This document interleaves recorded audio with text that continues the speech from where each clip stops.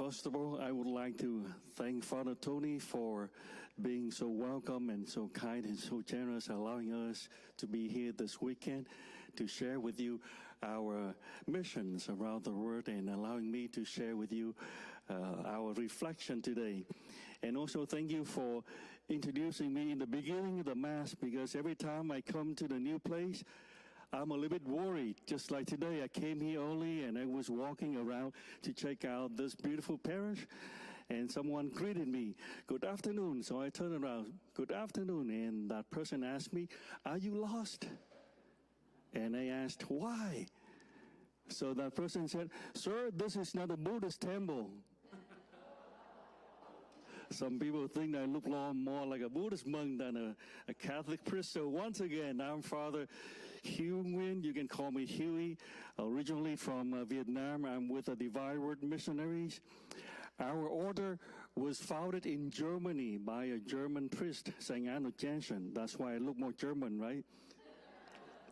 Now we are working in more than 70 countries. We're from all over the world, from Argentina, from Chile, from Mozambique, from China, from Germany, from Chicago, from Washington, D.C., from Vietnam. And with that charism of the missionary, we're being sent to more than 70 countries working right now around the world. And because of that charism of the missionary, for who we are, normally during our formation year, we would be sent to another country to learn another language, to experience another culture, to witness God's grace and presence already there in that culture, beautiful as it is in my culture. To listen to God's voice, so sweet and loving, it is in your language, as it is in my language. And only in that way we can claim that we are brothers and sisters in this one big, loving, happy family of God. And so during my formation year, I was sent to Ecuador. I shared with Father Tony for about 2 years.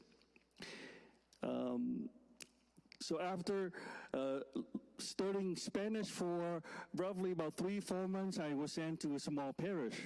But there we were serving also more than 60 small villages and missions, many of them way in the Amazon jungle, taking sometimes 2 or 3 hours to get there. So one time I went, and because of that, we had to go to all of these villages every week, because many people were so poor, they could not afford to come to the main church in that little town. So we would go to their small villages to do prayer services and masses. So one time I went there by myself, and after doing a prayer services, I was invited to a family, and it took me to this one family with a little house, like a little hut. So I thought to myself, this family must be very poor. But then the lady was so nice and so welcoming. "Come on in, Brother Hugh, come on in." So I went in, and almost immediately she asked me, "Would you like some dinero?" And with my little Spanish back then, I thought dinero meant to me was money, cash. And I was thinking she must be joking, because she knew that I was from America. I'm from California. I must have more money and richer than she is. Why is she asking if I like her money, dinero? So I joked back with her, "Yes, please, bring all the dinero that you got." And just like that, she went to the back of the house. A moment later, she came back with a huge, big plate of fried dry banana. Now, in Ecuador, there are more than 20 kinds of bananas. Some of them imported here, we eat them fresh. But many other kinds, poor people especially, they dry them and eat them throughout the year. And one of this kind of banana is called dinero. one huge, big plate of dried banana. And it was me who asked for it. And she was so nice. So I tried to eat and eat and eat and eat and eat almost 40 minutes. I did finish the whole plate. And now, after 22 years, I'm still full. Full of gratitude for her hospitality. Full of appreciation for her kindness. Because I did not know that she was concerned whether I was so hungry after 3 hours of traveling in the prayer service. I thought she was kidding. So I asked for her dinero. She must have thought that I was very hungry. And perhaps whatever she got, she gave it all. I don't know if that evening she got anything left for herself and her family. So poor, this little family, but so rich with their hospitality.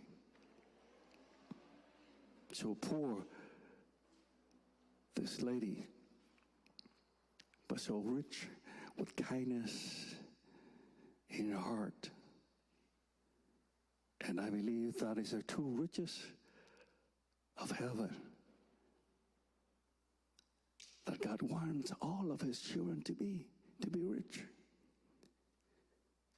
Especially with this riches of heaven, the riches of kindness, the riches of compassion, the riches of love. God, just like any parent, he wants us all to be so rich.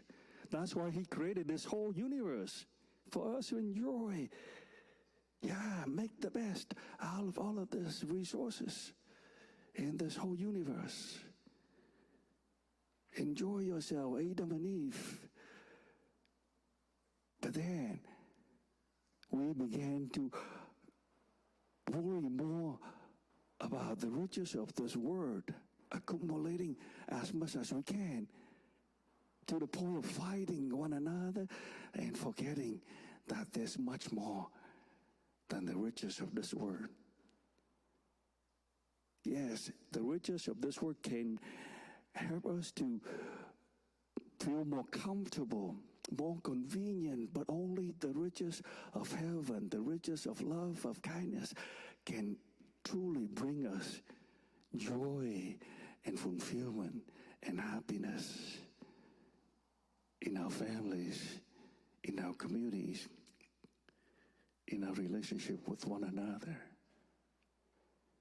And yet sometimes we are more concerned about the riches of this world, the dinero, the cash money of this world, and we forgot about the dinero of the heart.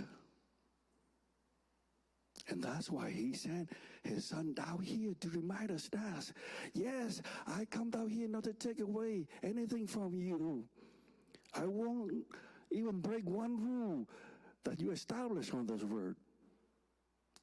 I come down here to help you to fulfill it, your life. So full and so rich with the kindness of God, his grace, his mercy. And he did not just speak about that. He did it himself. He believed in that. And that's why even 5 bread, he thought that was more than enough for 5,000 families. When we care for one another, when we serve one another, even with 5 bread would be more than plenty for 5,000 families. And his very last bread at this table with his disciples, seeing that they were still hungry, because back then each got only a little small portion of food. Hey guys, friends, I call you friends, by the way, around this table there is no master, no servants. We are all equally invited, equally served, equally celebrated, equally loved. So my friends, look like you are still hungry. Take my bread. But not only just take this bread, but this is my love for you. I will give you anything because you are my friends. Take this cup, one last cup of my life, but not just drink the wine, but take also my sacrifice, because that is how much I love you. I would even sacrifice my blood, my life for you. And just like that, just one bread at this table, enough for the last 2,000 years, for all humanity. Just one cup at this table, enough to save all of God's children. That is the true riches of heaven, that God invites us first to give thanks to Him for the blessing He bestowed upon us, but then also to share that riches with one another. Only then that we can find true happiness in our family, true joyfulness in our community, and peacefulness in our heart. The riches of heaven. Today we are celebrating the Transfiguration. This is not for God to show off His glory, His power, but more to remind us of the true glory of heaven. Is not about the power of this world, the convenience of our human desire, but more about His love for us. He didn't introduce His Son once again to us. This is my most powerful prince. Listen to him. He didn't say that. He said, this is my most beloved Son. I'm so pleased. I'm so happy in this loving relationship with my Son. I'm so happy that He accepted my request to come down here to show all of you how much we love you. I'm so pleased, even though He may have to take a big price for what He's doing. So please listen to Him. He doesn't demand anything. He only shares what is good about God's love. When we care and share His grace with one another. And that is what we, the Divine Word missionaries, believe as well. We go to all the world, having not much with us, only to go to many places to see the riches of God already there in His creation, in His nature, to witness the riches of His heaven already bestowed in the hearts of the people. We're there just to give thanks for God's blessing and to celebrate, to claim and celebrate with one another who we are, created with love, nourished with His grace, guided by His wisdom, so that wherever we go, no matter who we are or where we're from, we can always joyfully, sincerely, wholeheartedly claim one another as brothers and sisters in this family.